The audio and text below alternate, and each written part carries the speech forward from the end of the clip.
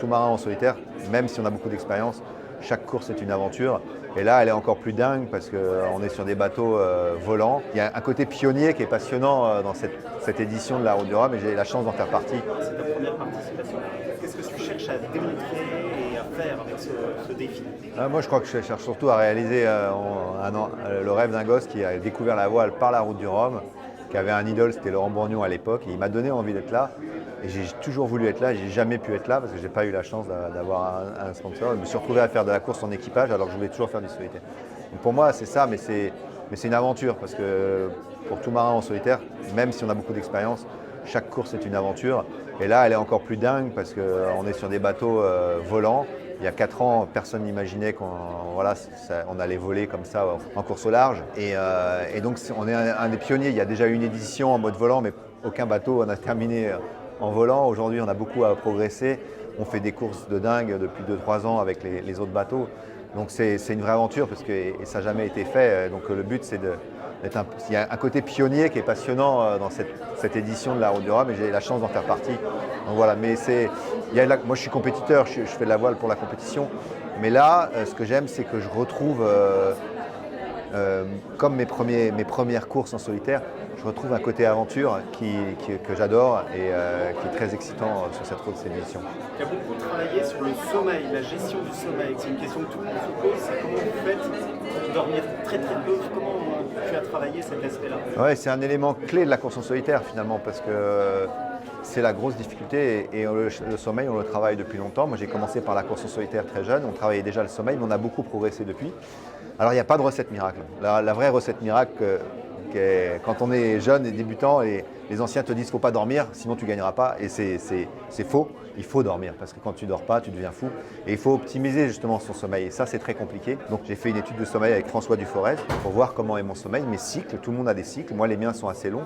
Donc ça va déterminer mes temps de sieste. Est-ce que je suis plutôt sur du 10 minutes ou du 20 minutes parce qu'on parle de petite sieste sur une course courte comme ça.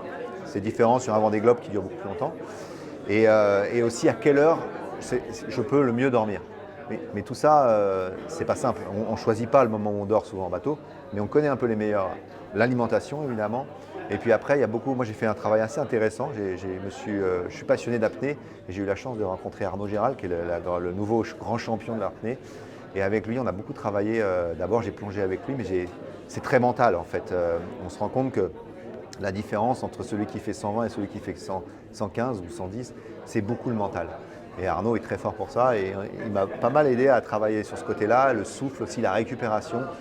Et c'est des choses importantes en solitaire et arriver à lâcher prise en fait, parce que pour ne pas cramer d'énergie. Lui, c'est ce qu'il cherche à faire. Et moi, c'est ce que je cherche à faire quand je vais aller me reposer, arriver à me couper du bateau, ce qui est très dur pour moi, me couper des chiffres, me couper des sensations pour dormir. Parce que comme je vais dormir 15-20 minutes, il faut que ça soit optimisé et ça, c'est très difficile à faire.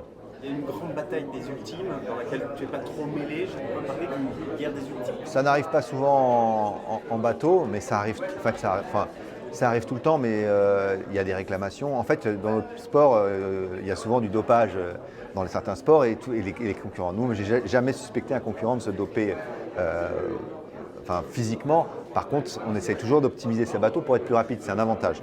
Donc, parfois, on a tous les mêmes bateaux et là, il y a quand même des gens qui essayent de. Et parfois, on a des bateaux différents. Et il y a quelques règles. Il y a très peu de règles en ultime. Et là, il y a une règle qui n'a pas été respectée. Et on n'a pas la même interprétation.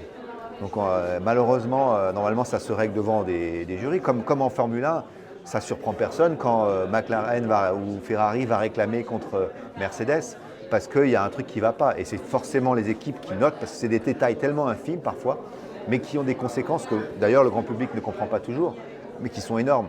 La taille d'un aileron sur une Formule 1, c'est capital. Et là, on est sur un problème aussi de conception de bateau qui donne un avantage aérodynamique et aussi de poids important au bateau de François. Et on n'est pas mais c'est une règle qui n'est pas très claire malheureusement. Il y a un problème d'interprétation et malheureusement ça va être fini devant des avocats. Aujourd'hui, le bateau n'est toujours pas déclaré conforme, mais juste sur la forme, il a eu une dérogation pour courir. Donc depuis que le bateau est né, il court sous dérogation. Donc, il a eu une dérogation à Transat Java, personne n'a rien dit. Et là, les autres équipes n'étaient pas d'accord. On s'est mis d'accord sur un protocole et finalement, ça n'a pas abouti. Et ça finit devant les avocats, c'est malheureux. Mais ce n'est pas une guerre entre nous. François et moi, on se parle, on n'est pas d'accord. Et ça arrive tout le temps dans la voile parce que c'est un sport mécanique et dans les sports mécaniques, il y a la conception, l'innovation et il y a des règles et il faut les respecter. Et on cherche toujours à jouer avec les règles, ça fait partie du jeu.